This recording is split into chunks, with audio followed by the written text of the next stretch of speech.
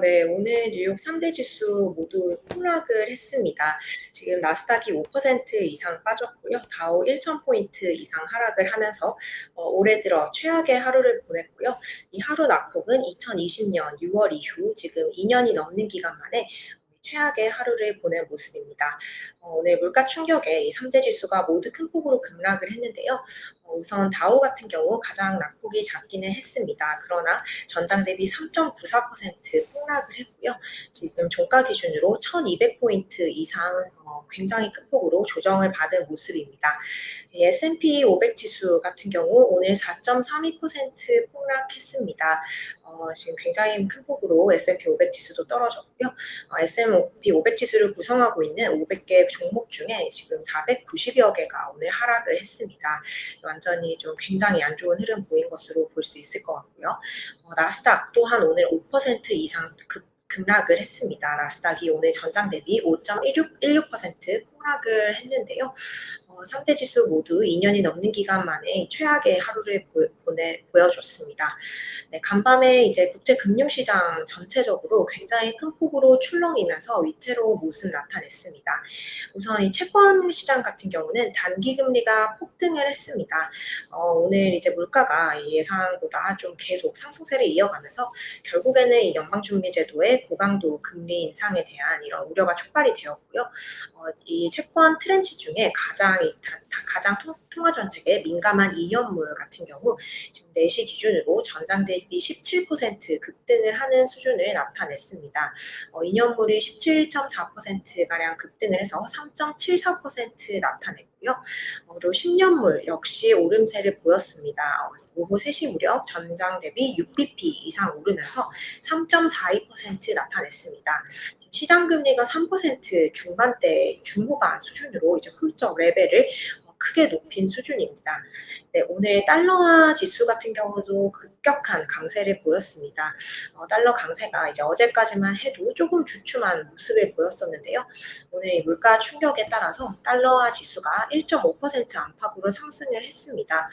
결국 이제 달러 지수가 109.9선으로 치솟으면서 지금 다시 110선에 근접을 한 모습입니다. 네, 오늘 유가는 하락을 했는데요. 전장 대비 0.54% 하락하면서 배럴당 87.31달러에 거래를 마쳤습니다. 이 주식시장에는 극도의 셀오프가 펼쳐졌습니다. 3대 지수 그리고 뭐 종목이라든지 섹터를 막론하고 이 전체적으로 모든 종목과 그 지수가 급격하게 떨어지면서 이 주요 지지선도 모두 붕괴를 하고 내려온 상황입니다. 오늘 다우가 무려 1,200포인트 이상 폭락을 하면서 지금 다우는 32,000선이 다시 깨지게 됐는데요. 그리고 또 이제 나스닥이라든지 S&P 500 지수도 최근에 이 지지선을 모두 뚫고 다시 내려갔습니다. 나스닥이 다시 12,000선 아래로 내려왔고요. S&P 500 지수 같은 경우도 4,000선 아래로 내려왔습니다. 지금 3대 지수 같은 경우 9월 6일 날 기록을 했었던 종가 수준과 비슷한 수준을 나타내고 있고요. S&P 500 지수 같은 경우에는 추가로 좀 하락을 한다면 어쩌면 6월에 우리가 기록한 저점인 3,600대까지 하락 가능성이 있다라고 전문가들은 보고 있습니다. 증시에서 이제 좀 기술적인 저항선이 뚫리거나 기술적인 지지선이 무너지면 이 전체적인 좀 심리에 굉장히 또 영향을 주게 되고요.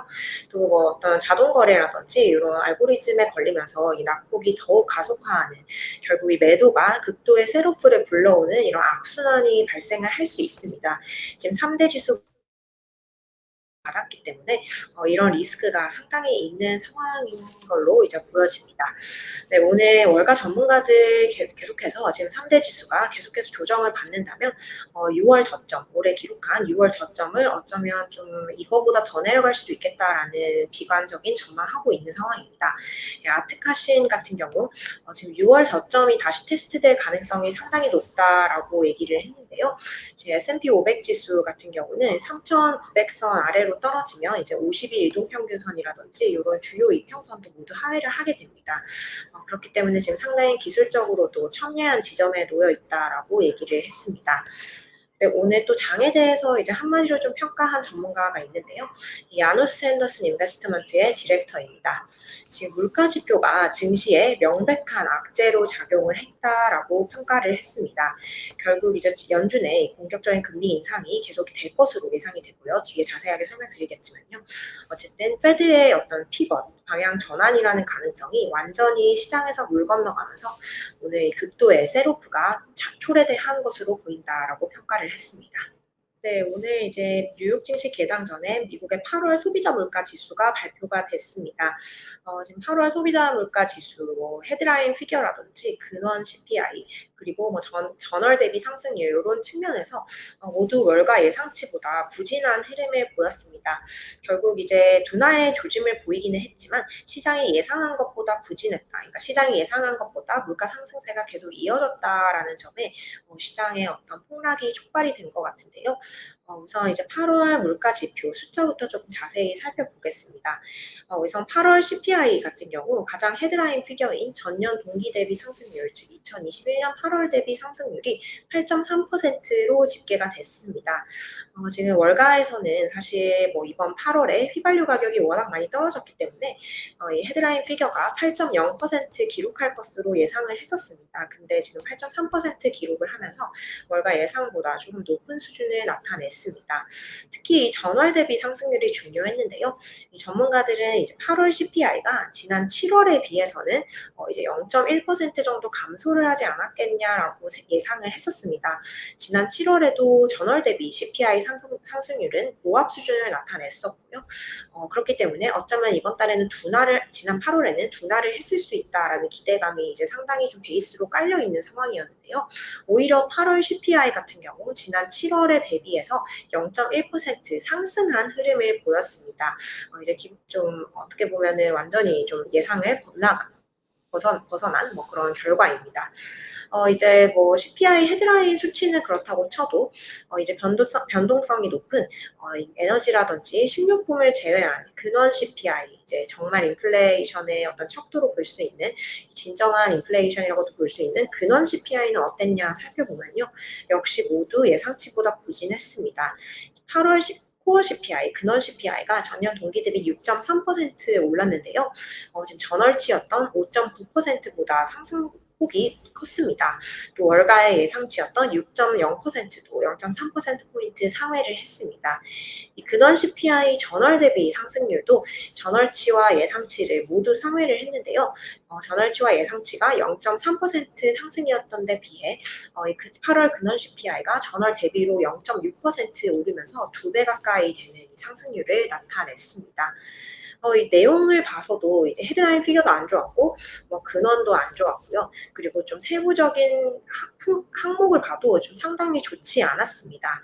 지금 사실 8월에 이 휘발유 가격이 국제 유가가 크게 안정이 됐었고요. 휘발유 가격이 크게 하락을 했었습니다. 그렇기 때문에 이제 월가에서 JP 모건이라든지 모건 스탠리 같은 경우는 뭐 시장의 대표적인 약세론자였음에도 불구하고 이번 CPI가 조금 이제 좀 둔화의 조짐을 보일 것이다라고 예상을 하고 있던 상황이었습니다. 하지만 웬걸 더 이제 안 좋게 나왔고요. 또 에너지를 제외하고도 대부분 영역에서 에너지를 제외한 모든 생활 전반의 영역에서 인플레 압력이 굉장히 강하다는 점이 다시 한번 확인이 됐습니다.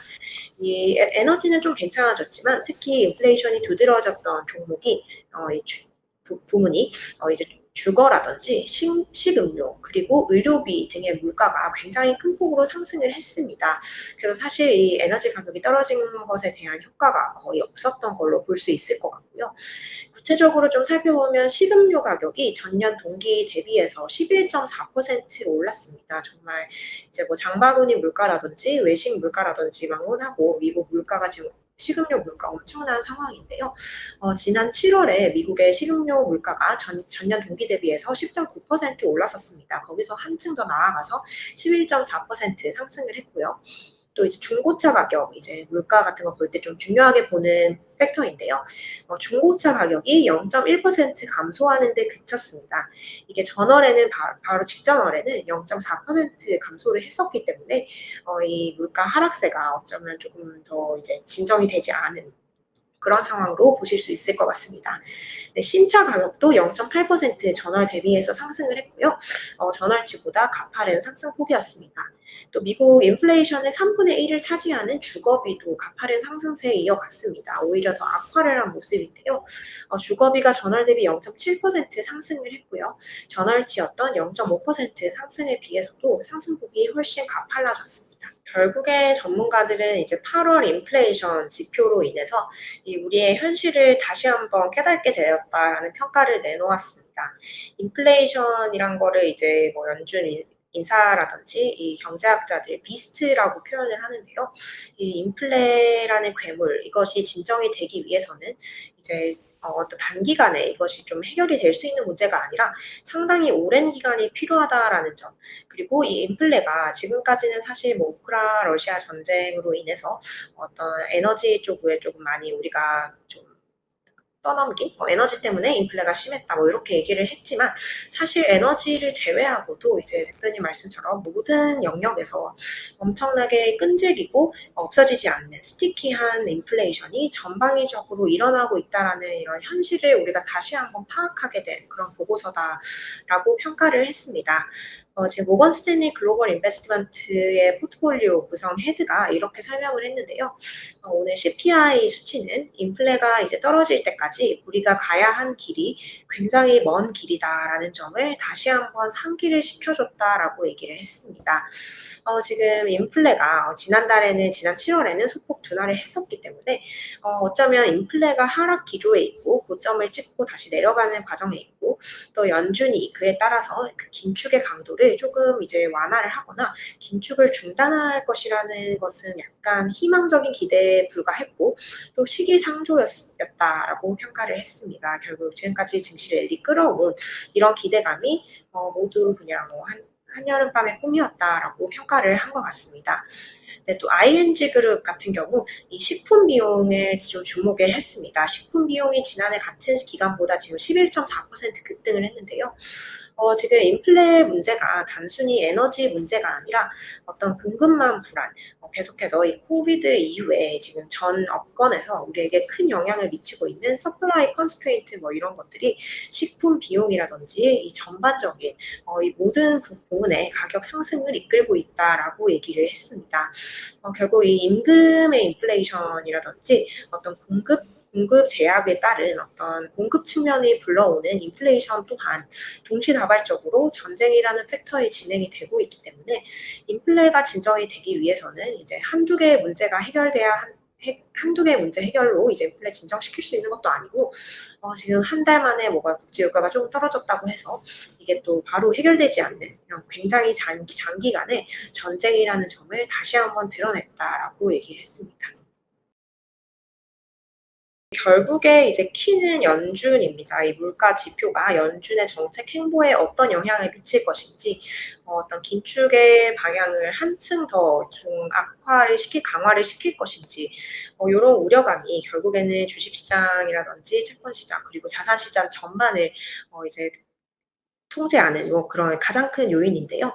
지금 정말 한치 앞도 볼 수가 없는 상황입니다. 지금 9월 FOMC가 불과 일주일 정도 기간을 앞두고 있고요. 이 와중에 FOMC 일주일을 앞두고 이런 블랙아웃 기간에 나온 이런 누가 봐도 여지없이 좀 좋지 않은 8월 CPI는 어쩌면 연준이 기존에 했던 것보다 이제 듣도 보도 못한 엄청난 긴축을 이제 단행을 할 수 있지 않을까라는 우려를 굉장히 좀 촉발을 시켰습니다. 지금까지 75bp 인상을 해왔었죠. 자이언트 스텝을 단행을 해왔는데요. 어쩌면 연준이 여기에 그치지 않을 수 있겠다. 자이언트 스텝에 넘어서서 이 울트라 스텝이라고 불리는 어쩌면 한 번에 금리를 1%포인트 인상하는 초강수를 줄 수도 있겠다라는 이 전망이 월가와 금리 선물 시장에서 오늘 급격하게 부상을 했습니다. 이제 뭐 IB 중에서 노무라가 선수를 쳤는데요. 오늘 노무라가 오후에 이런 보고서를 발표를 했습니다. 지금 다음 FOMC 바로 일주일 앞으로 다가온 9월 FOMC에서 연준이 1% 포인트 금리 인상을 할 것으로 예상한다라고 콜을 변경을 했습니다. 지금 9월에 연준이 100bp 금리 인상하고요. 또 11월, 12월에도 각각 50bp씩 인상을 할 것이다라고 전망치를 대폭 상향을 시켰습니다. 결국 이제 올해만 이제 3개월 남은 올해 세 번의 회의 동안 2%포인트 금리를 추가로 올린다라는 얘기인데요. 기존에 가지고 있던 금리 전망치보다 25bp 상승시킨 수준입니다. 지금 연방기금 금리의 이번 인상기의 최종 기금 금리 범위를 4.5에서 4.75%로 제시를 했고요. 기존 전망치보다 50bp 높은 수준으로 굉장히 좀 급격한 수정을 했습니다. 지금 이 100bp 금리 인상 정말 있을 수 있을지 믿기지가 않는데요. 금리 선물 시장에서는 상당히 유력한 가능성으로 부상을 하고 있습니다. 지금 현재 시간 기준으로 연준이 이제 100bp 금리를 올려서 연방 기금 금리를 3.25%에서 3.5%로 올릴 가능성이 34%로 반영이 되고 있습니다. 결국 3분의 1이 넘는 참가자들이 어쩌면 이번에 울트라 스텝이 나올 수 있다라고 전망을 하고 있는 상황인 것으로 보입니다. 이 증시 관련해서도 또 이제 주가가 추가로 하락을 하고 결국 이 6월 저점을 다시 한번 위협을 할 수 있다라는 좀 안 좋은 베어리시한 전망 나왔습니다. 뱅크 오브 아메리카인데요. 뱅크 오브 아메리카의 이 주식 수석 전략이 오늘 CNBC 방송에 출연해서 이런 견해를 전했습니다. 향후 12개월 이내에 S&P 500 지수가 추가 하락할 가능성이 더 크다라고 얘기를 했고요. 이 S&P 500 지수를 이런 단기적인 12개월 안의 시계로 보면은 지금까지 우리가 본 숫자는 저점이 아닐 수 있다. 즉 이제 6월 저점보다 어쩌면 S&P 500 지수가 더 내려갈 수 있겠다라는 전망을 제시를 했습니다. 특히 이 기술주에 대해서 좀 보유를 좀 고민을 해야 한다라고 얘기를 했는데요. 이 금리가 2년물 같은 경우 오늘만 해도 18bp 이상 올랐고요. 또 이제 만약에 정말 이 노무라의 전망이 현실화된다면 이 짧은 3개월 동안 2%포인트 금리가 더 오르게 됩니다. 이런 상황에서 이 고성장 기술주가 엄청난 타격을 받을 것으로 예상이 되고 본인이라면 당분간 기술주를 보유하지 않을 것이다 라고 얘기를 했습니다. 네, 이 시계열을 굉장히 길게 해서 S&P 500 지수를 10년 정도 보유를 했을 경우에는 어쩌면 이제 한 자릿수 수익률 중반대 뭐 5% 정도를 볼 수 있을 거라고 얘기를 했지만요. 이 1년의 단위로 시계열을 좁혀보면 어쩌면 손실을 일으킬 수도 있는 상황이기 때문에 이 버티고 있는 것, 여기 S&P 500에서 이 종목을 매도하지 않더라도 이 중립 수준을 가지고 있는 것만으로도 상당히 우려스러운 결과를 낳을 수 있다라고 얘기를 했습니다. 네. 이제 최근 며칠 동안 이 외환이라든지 채권 시장이 CPI 관망세 보이고 있었는데요. 이 분위기가 하루 만에 완전히 반전이 되어버린 모습입니다. 이 달러화 같은 경우 서두 말씀드린 대로 달러 인덱스 110선에 근접을 하고 있습니다. 우리나라 원달러 환율도 엄청나게 오를 것으로 예상이 되는데요. 지금 달러화도 급등을 재개를 했고요.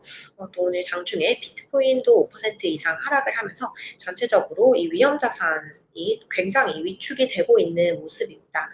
특히 이 채권 시장 쪽에 좀 주목을 해봐야 할 것 같은데요. 지금 단기물 그리고 초단기물 채권 금리가 엄청나게 움직이고 있습니다.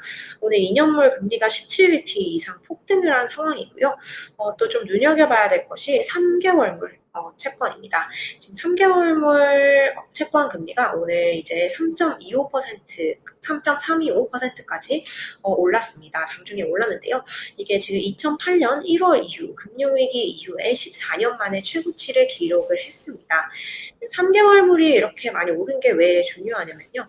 이제 통상 경기 침체의 어떤 전조로 보는 경기 침체를 예상할 수 있을 때 가장 잘 예측하는 어떤 신호로 보는 것이 채권 수익률 일드 커브가 역전이 되는 현상입니다. 보통 이제 2년물이나 10년물 같은 거를 이제 2년물과 10년물의 일드가 역전이 되는 현상을 보는데요.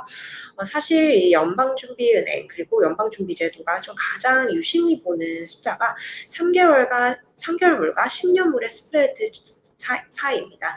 이 3개월물과 10년물이 이제 역전이 될 경우 이 경기 침체를 가장 정확하게 나타내는 이 신호라고 알려져 있는데요. 지금 현재 3개월물과 10년물의 스프레드가 8월 30일 이후 가장 좁은 스프레드를 나타내고 있다라고 합니다. 네, 정말 이 주가의 낙폭이 어마어마했습니다. 좀 기록적인 어떤 폭락이었고요. 그렇기 때문에 S&P 500 구성하고 있는 종목 중에 10개 남짓 제외하고 모두 내렸습니다. 이 셀오프의 범위라든지 이 종목의 얼마나 많은 종목이 내렸고 또 그 낙폭이 큰 수준이 굉장히 광범위하고 강력했다라고 볼 수 있을 것 같은데요. 지금 보고 계신 것처럼 굉장히 지금 피바다라고 볼 수밖에 없을 것 같습니다. 특히 이 IT주, 기술주가 이 금리 상승에 너무 민감하게 반응을 하면서 빅테크 시총 상위 종목들이 어마어마한 낙폭을 나타냈습니다. 지금 애플 최고 대장주 애플이 5.9% 가까이 이제 떨어졌고요. 마이크로소프트는 5.46% 그리고 구글이 5.84% 추락을 했습니다. 가장 큰 폭으로 떨어진 종목이 빅테크 중에 가장 큰 폭으로 떨어진 종목이 메타입니다. 메타가 지금 9% 넘게 폭락을 하는 흐름을 보였고요. 네, 반도체주도 벗어나지 못했습니다. 엔비디아 이제 좀 중요하게 보시는 종목인데요. 9% 이상 폭락을 했고요. AMD 같은 경우 역시 9% 이상 폭락을 했습니다. 반도체주 같은 경우는 최근에 이제 반도체 업황 부진에다가 미국 정부의 이 중국 간의 이런 경쟁 이슈로 인해서 좀 상당히 계속해서 악재가 있었던 부분인데요. 역시 지수 하락에 직격탄을 맞은 모습입니다. 네, 대형 종목 중에 지금 아마존도 오늘 7% 이상 폭락을 했습니다. 최근에 뭐 아마존이 실적이 굉장히 괜찮았고요. 또 빅테크 중에서는 탑픽으로 최선호 종목으로 꼭 여러 차례 꼽힐 정도로 제일 지지력을 보이는 종목이었음에도 불구하고 역시 비껴나가지 못했습니다. 오늘 테슬라도 4.1% 급락을 했습니다. 네, 오늘 이제 가장 큰 폭의 하락세를 보인 섹터가 통신, 이제 아무래도 페이스북, 메타 플랫폼스라든지 구글이 많이 떨어지면서 통신과 기술, 그리고 필수 소비재 등이 큰 폭으로 섹터별 하락률이 5% 이상이 되었습니다. 굉장히 큰 폭으로 하락을 했고요. 지금 오늘 상승한 종목은 이제 금속 관련된 원자재 종목이라든지 혹은 유틸리티 일부 종목을 빼고는 모두 하락을 한 모습입니다. 오늘 조금 여기 통신 쪽에 보시면 라훌로 초록색 점이 이제 하나 보이기는 하는데요. 트위터가 그래도 혼자 조금 올랐습니다. 트위터가 오늘 소폭 상승 마감을 했는데요. 오늘 트위터가 일론 머스크가 트위터를 인수하는 건에 대해서 이제 주주들이 투표를 했습니다. 이에 대해서 찬성을 한다라는 결과가 나왔고요. 이 와중에 트위터 혼자 이제 조금 선방을 한 모습입니다.